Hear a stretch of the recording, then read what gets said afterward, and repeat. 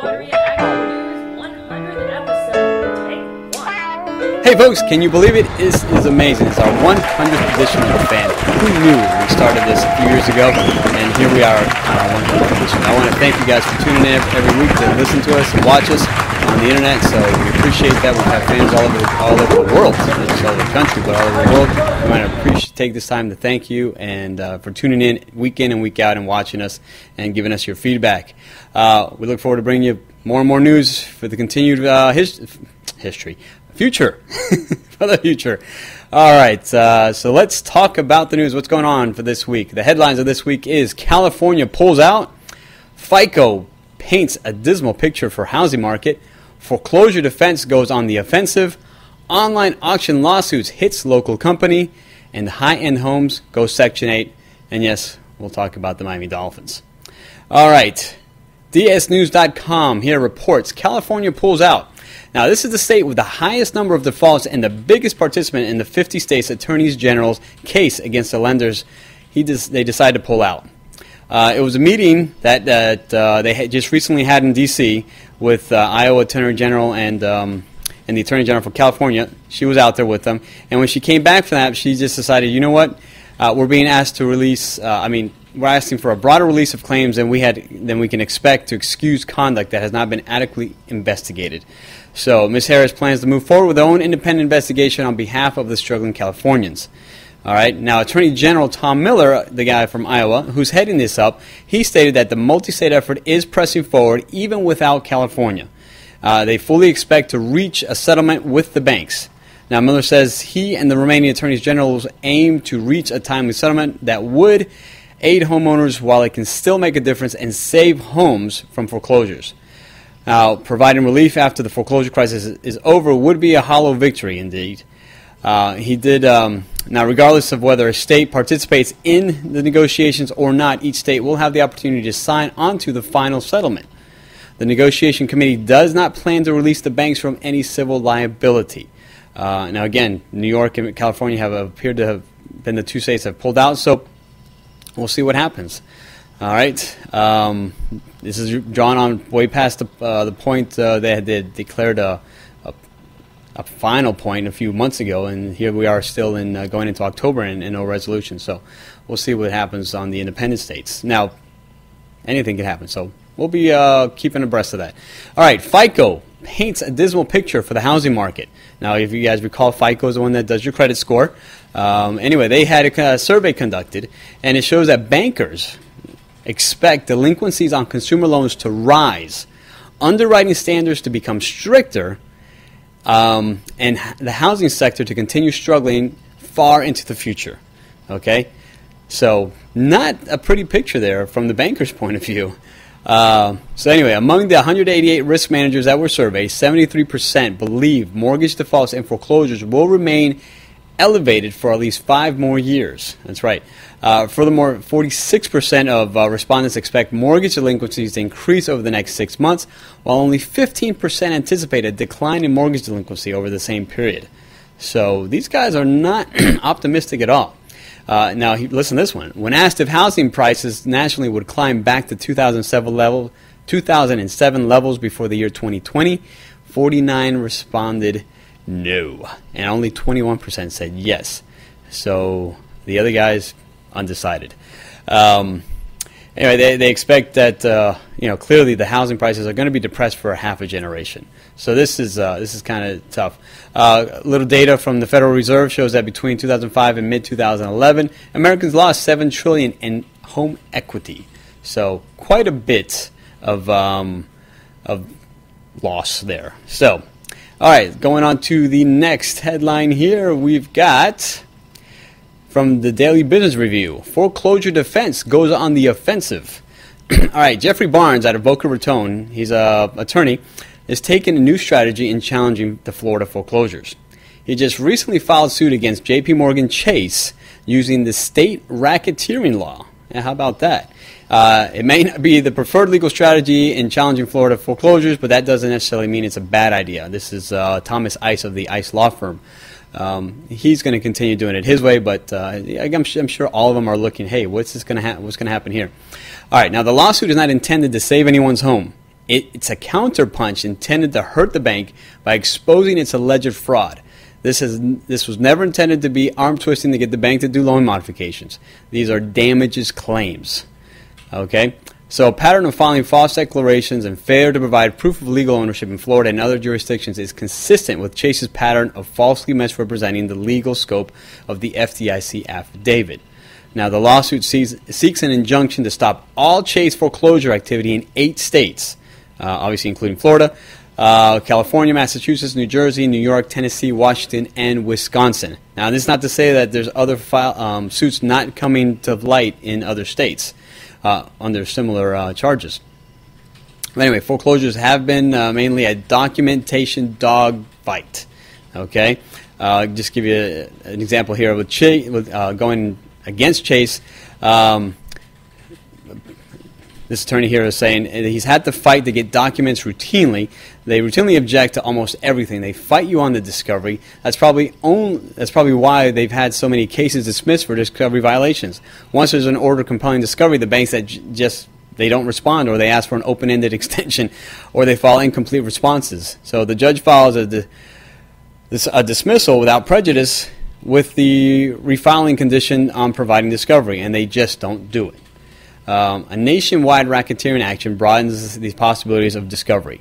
Now, Barnes, the attorney here, he pointed to a case in Las Vegas that gave him that vision here to say, let's try this. So, again, see what happens on that side. Again, we just had that one case that was settled out of court, so, things that could have changed the whole game plan is still in action now, so we'll see what this case brings out. All right, online auction lawsuits hits local company.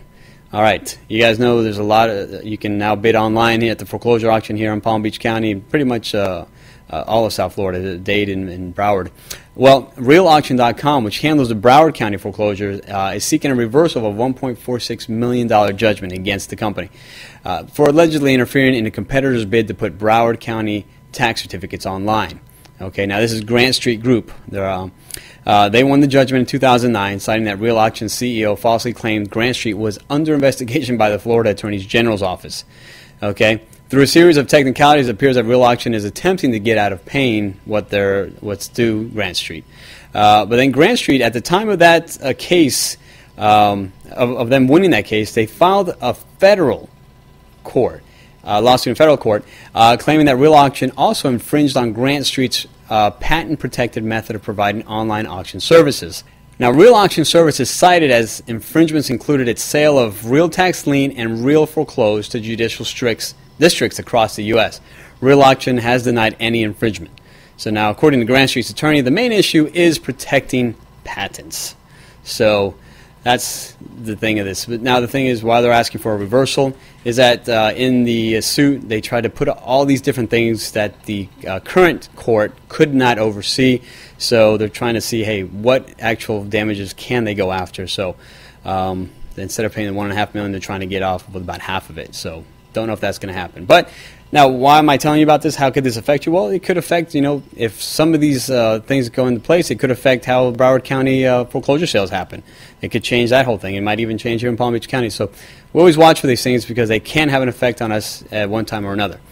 All right, from the Palm Beach Post, high-end homes go Section 8. That's right. Investors picking up brand new homes at bargain basement prices, combined with Western communities that have been hit with a slump in income from their seasonal rentals, mainly the polo season, they need money. So now they're going after those with Section 8 vouchers. Yeah, the housing bust has been a boom for low-income families who have received the federal subsidy as a glut of homes is on the market, sometimes with pools, gated communities. So all this is weighing heavily on the market. There's about 6,600 families in West Palm Beach, Delray Beach, and in the other surrounding unincorporated areas that receive Section 8 vouchers. The monthly rent subsidy for local homes is as high as $2,109 for a 5-bedroom, 3-bath home in suburban Lake Worth and a gated community. But stipends for less than $100 are also doled out. So I guess they're just going to pay a little bit. So the average voucher here in West Palm Beach from the West Palm Beach Housing Authority is about $900. Delray Beach is about $860. Now, the amount awarded is based on a family size and the median family income for the area. Palm Beach County, a family of 4 cannot exceed an annual income of $36,700 to receive a voucher. For a family of 6, the income is $42,600. So, I guess for those of you out there in the western communities, you might be seeing some more Section 8 neighbors. So, because folks are desperate and they can't afford to keep making these payments and keep bleeding, so they're going to do whatever they can. Long term, how's it going to affect? We don't know. Some folks say that Section 8 is going to bring down values, home values. So, is that true or not? You don't know. And some people say, well, they're bad renters. Hey, we've been renting a Section 8 for years, and they're just as bad or good as a regular tenant without Section 8. So it's all a matter of the screening. You do the right screening, you'll get the right tenant. And if you do a half job, then you're not going to get a bad tenant. And then no matter whether Section 8 or not, they're going to do a bad job for you and create problems. All right. Miami Dolphins, 0-4. Pathetic. It's just, Henny goes down, gets hurt. Moore, he did pretty good. But still, we're not finishing the games. It was Taco Sperano possibly, not making it after the bye week. Looks like he might make it. From the powers of be, said from up top, we're going to stick with him. And, God, let's see what he can do. Going into Week 5, we're going against the Jets on Monday night, and then we come back against the Broncos after that. So hopefully the team can get it together. I mean, we got Taylor there. I mean, he's a veteran. He's been around, so he's trying to keep his head up. So we'll see what happens. All right. Well, that's it for the news. Let's take a look at what's going on at the FLREIA. Hey, don't forget our real estate opportunities webinar was sharing every week at 12:45. And if I'm speaking too fast, check out here our lovely screen here, our lovely blackboard. All right, and then October 5th, Wednesday night, October 5th. I'm excited. I'll be there along with a couple hundred other people to see Marshall Ulrich and Frank McKinney. Awesome individuals who have accomplished some major physical and business obstacles.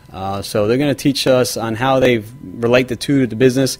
And so it should be a great learning opportunity. I hope to see you out there. And then on the 8th, Saturday, October 8th, we have a couple spots still open for the Don Juan Ocean Club. We're going out to our catching trip on Saturday morning. So we'll be heading out of Riviera Beach and going out to the deep blue seas. So hopefully you want to come on out there and join us. And then our Elite Breakfast is on the morning of the 17th at 7:30 a.m. So join us there at the Phillips Point Club for a lovely breakfast and an incredible view and a great speaker. And then on the 20th is the God's Property in the morning at 7:30. And then that evening we have our business meeting. Our success panel will be on board. And investors who've had difficulties, have overcome them, are coming here tonight to share with you how they overcame challenges and are still are starting to boom here in this economy. And then the Don Juan Dolphin Club. That's right. We will be heading down south to Miami to catch the Dolphins against the Broncos. So we're looking to put together a group of about 10 people or more, if you want, and do a little tailgate party and then enjoy the game. Hopefully we win against the Broncos. Looks like they're having a tough time too. Who knows? Maybe we might even see Tebow starting. So anyway, that's a 1 p.m. game, so hopefully we'll see you on that week. All right. That is the news. That is the news for this week. Thanks for tuning in. And normally I would toss my news, but we're going green and don't have to toss it anymore. Hey, and don't forget to follow us on our social media at facebook.com, twitter.com, and youtube.com, all /FLREIA. All right, that's the news. That is the news for this week. Thanks for tuning in. This is Juan Restrepo signing off. God bless. It's within. The kingdom of God is within me. I carry it wherever I go. Got me some joy.